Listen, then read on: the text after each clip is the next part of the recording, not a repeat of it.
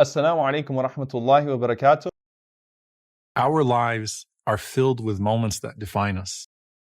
Moments of pure joy that create memories for years to come. And also moments of hardship that eat away at our thoughts, our relationships, sometimes even our faith. It can be hard to sit with the cards we're dealt with. Is my life entirely my own if it's already been written for me? Why do some people struggle with immense pain while I'm given this blessing? Or why am I struggling with this hardship while others seem to have it so easy? Why is this happening? Why now? Why me? It doesn't start with your parents or your grandparents or even your ancestors. It actually all starts with a pen. Imagine the conversation. It was Allah and nothing else. No heaven and hell, no angels, no humans, no devils, just Allah. And the Prophet ﷺ said that 50,000 years before he creates the heavens and the earth, he creates the pen. And he says to this pen, uktub, write. And then the pen asks, and what should I write, O my Lord? And he says, write everything decreed until the final hour. Uktub ilmi fi khalqi. Write down my knowledge of my creation. And so the pen writes everything down in a lawh al-mahfuz. These heavenly tablets that only Allah subhanahu wa ta'ala has access to. And Ibn Abbas radiallahu ta'ala anhuma, he describes these tablets as made from red ruby extending from the throne of Allah subhanahu wa ta'ala. Imagine all of the stories of history in that one place. The empires and nations, the tyrants and heroes. Ata rahimahullah said, in it is written, Fir'aun is from the people of the fire. And tabbat yada Abi Lahab and watab, perished the two hands of Abu Lahab. But it's not just these grand episodes of history. It also has the stories of the seemingly most insignificant of people with every single emotion recorded. And then there's the special chapter with your name on it. And it has all the precious little moments that make up your life. Moments that are strung together in a way that only Al-Hakim, the most wise, could have organized.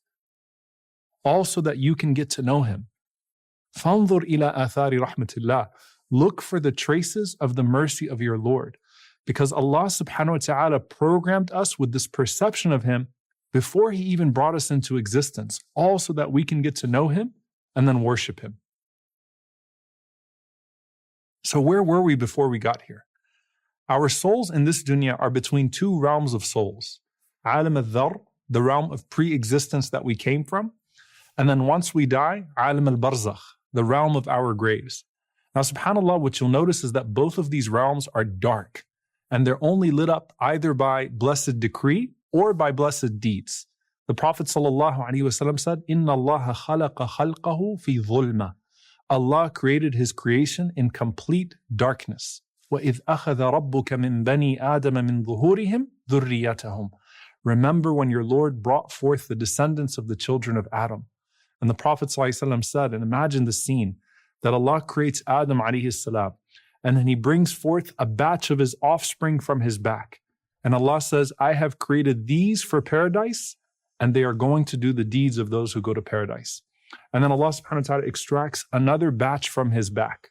And Allah says, I've created these for hellfire, and they are going to do the deeds of those who go to hell. Now I want you to imagine the sight of every single one of your ancestors and all of their descendants lined up one by one until it gets to you. And we came out like dhar, these little tiny particles. And Allah spread us out in the valley of Na'man, which is Arafah. Now think of the scene of Arafah and Hajj, but not just with a few million Muslims, but every single human being ever created like tiny particles assembled in that single place of Arafah. And that's why Arafah linguistically means to come to know your Lord, because we're renewing that original covenant every time we go. And what was that covenant? Allah subhanahu wa ta'ala spoke directly to each one of us. And he said to us, Alastu rabbikum. Am I not your Lord? That was the first conversation you ever had with Allah. And we've forgotten it, but its impact is hardwired into our souls.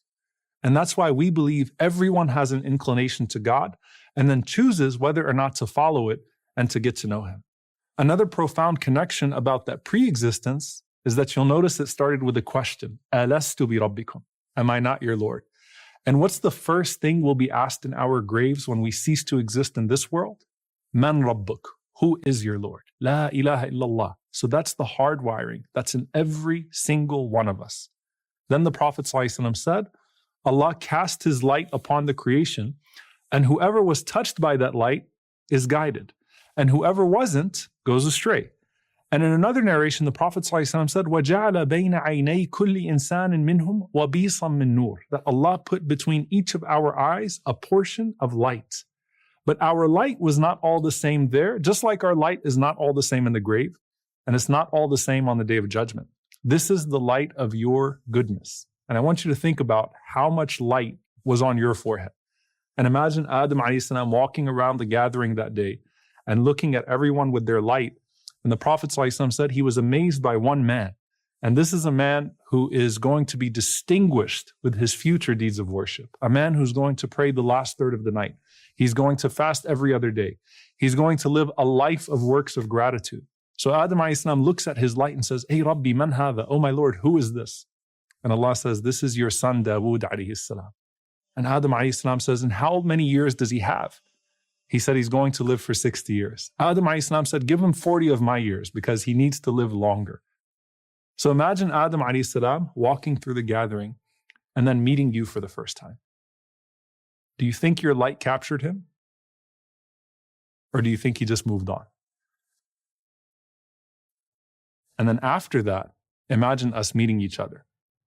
The Prophet ﷺ said, Al-arwah junudun mujannada.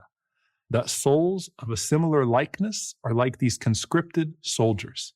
You know that recognition of our light on the Day of Judgment, where the Prophet ﷺ said that our wudu will shine from our bodies, as will all of our good deeds? Even before we got here, that light guided righteous souls to each other. To the point that Ibn Mas'ud radiallahu anhu said that if a believing soul were to enter upon a gathering of 100 people, 99 of them being hypocrites, he'd find that one believer. He'd be driven to that one believer because of that light. So who you're going to be and who you're going to meet has already been written. The Prophet ﷺ said, جَفَّ الْقَلَمُ عَلَىٰ عِلْمِ اللَّهِ. The pens have dried with the knowledge of Allah. But if that's the case, do you have any say in what's written in your decree?